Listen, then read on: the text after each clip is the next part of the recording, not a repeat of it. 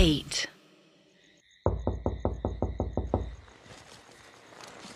भालेराव ने रुद्रवीर को वहीं बैठे रहने का इशारा किया और खुद दरवाजा खोलने के लिए उठा। भालेराव का शक सही था। बाहर 2 सिपाही खड़े थे। चेतावनी, चेतावनी! बंदरगाह पर एक लूट हुई है। लंबी भुजा, लंबे पैरों वाले एक दुबले लेकिन मजबूत आदमी ने 5 सेनानियों से जबरन उनकी तलवार छीन ली है। महान भाव, आप चौकन्ने रहें। ऐसे किसी अजनबी को तलवार के साथ देखें तो तुरंत चौक पर खड़े सिपाही को सूचित करें। भालेराव ने देखा कि कई सैनिक आसपास के घरों के दरवाजे बजाकर उन्हें चेतावनी दे रहे थे। भालेराव ने दरवाजा बंद किया और रुद्रवीर के पास आया। तुम बिना मारपीट के कभी कहीं नहीं आ सकते ना? तुम तो मेरा स्वभाव जानते हो मित्र। मुझे बिना तलवार के बाहर निकलने में बहुत ही उलझन होती है। ऐसा लगता है जैसे मेरे शरीर का भार कम हो गया है। भार तो यकीनन तुम्हारा कम हो गया है। तुम डियागो के किले जैसे कैद खाने को भेदना चाहते हो तो तुम्हें खुद को फिर से मजबूत करना पड़ेगा। मेरी मजबूती तो केशव के होने से ही बनी रहती है मित्र। केशव भी उसी कैद खाने में है। ऊपर से वो आदमखोर भेड़िया, कितना बड़ा है वो। भालेराव ने अपने सर से थोड़ा ऊपर हाथ उठाया। वो इतना ऊंचा भेड़िया है, वो भी 4 पैरों पर। जब वो 2 पैरों पर खड़ा होता है तो किसी भी औरत आदमी की लंबाई से 2 गुना हो जाता है।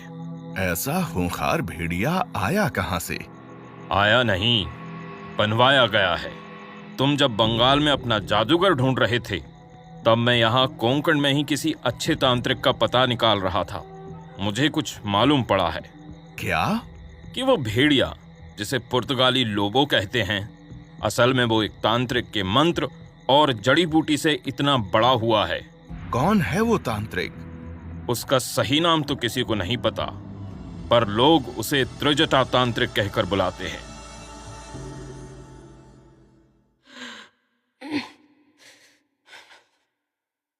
खून से सनी हुई अपराजिता, जिसके नाम का अर्थ ही ये था कि कोई उसे हरा नहीं सकता, अपने जीवन की अंतिम सांसें गिन रही थी। दर्द से उसका बुरा हाल था। खूंखार भेड़िया कभी भी आकर उसे खा सकता था। उसकी जान बचाने वाली लोबा का कहीं अता पता नहीं था कि वो जेल के किस कोने में छुपी हुई बैठी है। अचानक उसे ऐसा लगा जैसे उसके पैर में किसी ने दांत गड़ा दिए हों।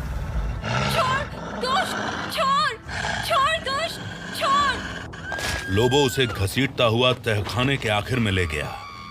अपराजिता ने देखा कि वहां सड़ा हुआ, खाया हुआ मांस पड़ा था। सैकड़ों इंसानों की सूख चुकी हड्डियां पड़ी थीं।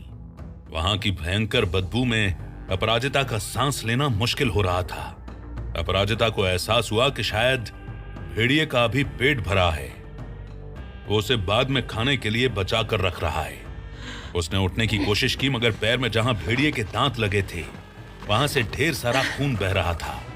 ओ माँ, शक्ति दे माँ, शक्ति दे। भेड़िया उसकी एक एक हरकत को बड़े ध्यान से देख रहा था। उसकी आंखें इस नीम अंधेरे में भी चमक रही थीं। दोबारा खड़े होने की कोशिश में अपराजिता का पैर किसी औरत के कंकाल पर पड़ा और वो गिर पड़ी। दर्द और कमजोरी के साथ साथ सड़ते हुए मांस की बदबू से अपराजिता बेहोश हो गई। उधर भालेराव के घर बैठा रुद्र त्रिजटा तांत्रिक के बारे में छोटी से छोटी बात समझने की कोशिश कर रहा था। अगर उस तांत्रिक ने आदमखोर जानवर बनाने में सहायता की थी तो अब उसे मिटाने में भी सहायता कर सकता है। चलो, हमें तुरंत उसके पास पहुंचना चाहिए।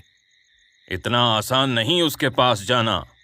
उसको अपनी शक्तियों से पहले ही पता चल जाता है कि कोई उसके पास आने वाला है, इसलिए वो अपना स्थान बदल लेता है। अगर ऐसा है तो डियागो उस तक कैसे पहुंच गया? डिएगो एंटोनियो जैसे सेनापति अगर राजा बनने का निश्चय कर ले तो फिर वह अच्छा, बुरा, सही, गलत कुछ नहीं सोचते। डिएगो और उसकी छोटी सी टुकड़ी को जब इस तांत्रिक के बारे में पता चला तब वह 6 महीने तक जंगल में उसको ढूंढते रहे, पर फिर भी तांत्रिक न मिला। थक हार कर डियागो ने घोषणा कर दी कि अगर तांत्रिक अगली सुबह उसके पास नहीं आया तो डियागो के सिपाही जंगल में आग लगा देंगे। जंगल के जानवर, वहां के पंछी, पेड़, जीव जंतु सब जला दिए जाएंगे। ओह, इसका मतलब है कि वन और वन जीवों को बचाने के खातिर त्रिजटा तांत्रिक ने समझौता कर लिया। हाँ, यहां दो बातें हैं रुद्र। एक तो ये कि तांत्रिक जंगल बचाना चाहता है, इसका मतलब वो बुरा व्यक्ति नहीं है। पर दूसरी बात यह भी है कि उसकी अंतर्मयी शक्तियों के कारण उसे ढूंढना मुश्किल होगा। बिल्कुल मुश्किल, बल्कि मुश्किल क्या, असंभव होगा। हमें भी जंगल में आग लगा देने की धमकी देनी होगी। हम इतनी नीचता नहीं कर सकते भालेराव। तुम शायद भूल रहे हो कि हम डियागो के विपरीत इसलिए नहीं खड़े हुए थे कि वो विदेशी है। विदेशी नाविक तो इस धरती पर प्रतिदिन आते रहते हैं, पर डियागो जो हर बात पर कोई ना कोई इमारत बनाने के लिए मछुआरों को उनका पुश्तैनी काम छुड़वाकर मजदूरी करने के लिए विवश करता है, ये कोई और नहीं करता। अब देखो ना, लगभग 1 वर्ष हुआ होगा मुझे यात्रा पर गए। उतने में इस राक्षस ने कारावास बना डाला। तुम ठीक कहते हो रुद्र, इतने से भी वो रुकने वाला नहीं है। वो कैदियों से जरूर कोई काम निकलवा रहा होगा। ये कैद खाना केवल सजा देने के लिए तो नहीं बनवाया होगा। मेरा तो जन्म ही ऐसे दुष्टों को रोकने के लिए हुआ है मित्र। मेरा जोर चलता तो मैं आज ही उस कैद खाने में घुसकर डियागो और उसके चमचों सहित सबका सर धड़ से अलग कर देता। पर यह स्वीकार करते मेरा कलेजा फट जाता है कि मैं अभी इतना ताकतवर नहीं हूं। शांत हो जाओ रुद्र। ताकत जुटाने की पहली सीढ़ी ये है कि खुद को बहुत ताकतवर ना समझा जाए। जब आप अपने आप को किसी से कम समझोगे तभी तो बेहतर होने की कोशिश करोगे। रुद्रवीर खड़ा हो गया। उसने अपनी लूटी हुई तलवार उठा ली। और अधिक ताकत जुटाने के लिए त्रिजटा तांत्रिक की बहुत ज्यादा जरूरत है। मैं आज रात ही उसे ढूंढने के लिए निकलना चाहता हूं। क्या तुम मेरा साथ दोगे? मैं साथ नहीं दूंगा तो तुम्हारा क्या होगा? अब तो केशव भी नहीं है। अगर मैं तुम्हारे साथ नहीं चला तो तुम 2 दिन भी जीवित नहीं रह पाओगे मित्र। तुम्हारे नाजुक से बदन की रक्षा तो मुझे ही करनी पड़ेगी।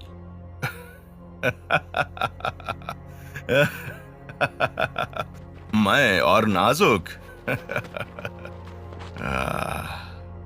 नाजुक तो वो अभागी है बेचारी। जाने किस हाल में होगी, जाने क्या किया होगा उस दरिंदे ने। ये समय किसी कन्या के नाजुक बदन को स्मरण करने का नहीं है। सबसे पहले तो ये बच्चों की तलवार यहीं छोड़ दो। बाहर सिपाही इसको ढूंढ रहे हैं। हमें जंगल का सफर करना है, इसलिए तलवार के साथ साथ धनुष बाण भी चाहिए होगा।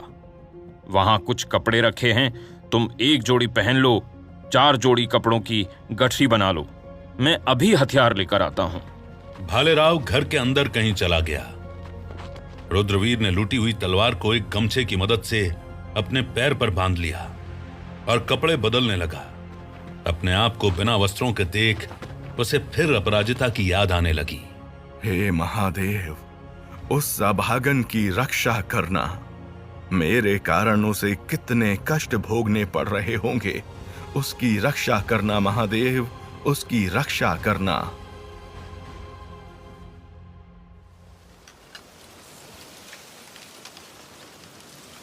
कोंकण के जंगलों में भटकते हुए रुद्रवीर और भालेराव को 1 महीने से ज्यादा हो गया था, पर तांत्रिक त्रिजटा का कहीं अता पता नहीं था। इस 1 महीने में भालेराव और रुद्रवीर ने 20 से ज्यादा पंछियों और जानवरों का शिकार किया था। भालेराव जानबूझकर इस बात का ध्यान रख रहा था कि रुद्रवीर को भरपूर खाना मिलता रहे। दूसरे पहर की जोरदार धूप और चिपचिपी गर्मी में वो दोनों चलते चलते थक गए थे, इसीलिए एक बरगद के पेड़ के नीचे बैठ गए। हमें कोई उपाय सोचना होगा। ऐसे तो हम जीवन भर भटकते रहेंगे और वो बुढ़ा तांत्रिक यहां से वहां अपना स्थान बदलता रहेगा। इतनी जल्दी संयम न छोड़ो मित्र। तुम्हारे परम शत्रु डियागो ने भी 6 महीने बाद हार मानी थी। मूर्ख था वो और मूर्ख ही रहेगा, पर हम मूर्ख नहीं हैं। इतना तो तय है कि तांत्रिक हमसे मिलना नहीं चाह रहा, जबकि अगर वो बुढ़ा आने वाले व्यक्ति का मन पढ़ लेता है तो उसे ये पता होना चाहिए था कि हम उसको तंग करने नहीं बल्कि मदद लेने के लिए आ रहे हैं। क्या पता उसे सिर्फ किसी के आने की ही आहट होती हो, जैसे तुम्हारे परम मित्र केशव को हो जाती है। रुद्रवीर सोचने लगा। उसे केशव की याद आई। महादेव ही जाने वो जीवित होगा भी या नहीं, पर उसकी युक्तियां तो मेरे पास हमेशा जीवित रहेंगी। मतलब ये कि त्रिजटा तांत्रिक की शक्ति को उसी के विरोध में करना होगा। पहेलियां मत बुझाओ रुद्र, सीधे सीधे कहो कि युक्ति क्या है। भाड़ में गई युक्ति। मैं उस बूढ़े को मार डालूंगा। एक बार वो मेरे हाथ आ जाए, उसकी गर्दन एक झटके में उखाड़ दूंगा। भालेराव ने रुद्र का चेहरा देखा। इतनी मारकाट की बात रुद्रवीर गुस्से में अक्सर किया करता था, पर आज वो ऐसी बात मुस्कुराते हुए कर रहा था। यह बात भालेराव को हजम नहीं हो रही थी। तुम ऐसा कुछ नहीं करोगे मित्र। हम एक बूढ़े आदमी का वध नहीं करेंगे। हम उससे जंगली भेड़िया के बारे में जानकारी लेने आए हैं बस। अरे नर्क में गई जानकारी। वो बुढ़ा सोचता क्या है कि वो मुझसे बच जाएगा? अरे जीवन भर यहीं ढूंढता रहूंगा उसे। आखिर कब तक नहीं मिलेगा? जैसे ही मिला उसको मारकर उसकी शक्तियां मैं ले लूंगा। हाँ, जैसे तुम बड़े तांत्रिक हो। तंत्र का ता भी समझ नहीं आता है तुम्हें। ऐसा नहीं होता कि किसी ने तांत्रिक को मार दिया तो सारी शक्तियां उसकी। ना हो शक्तियां मेरी, मैं उसका लहू देखकर ही प्रसन्न हो जाऊंगा। उसके बुढ़े शरीर को भी मुक्ति मिल जाएगी। भालेराव इतना तो जान गया था कि रुद्रवीर की बातों में कुछ भेद है, लेकिन वो क्या है ये जब तक वो समझने की कोशिश करता तब तक जंगल में शोर मच गया। जंगल के हर हिस्से से पंछियों के चिल्लाने और जानवरों के दौड़ने की आवाज आने लगी। कोई खतरा है आसपास, तभी इतना शोर है। तुम इस पेड़ के अंदर छुप जाओ। हो सकता है हाथियों का झुंड आ रहा हो। अगर हाथियों का झुंड होता तो पंछियों के कलरव से अधिक ध्वनि हाथियों के दौड़ने की आती। ये शोर कहीं गुलदार के लिए तो नहीं? गुलदार तेंदुए को कहा जाता था। रुद्र को वो काला तेंदुआ याद आ गया जिसने रुद्र को इतने घाव दिए थे, जिनके निशान कभी नहीं जाने वाले थे।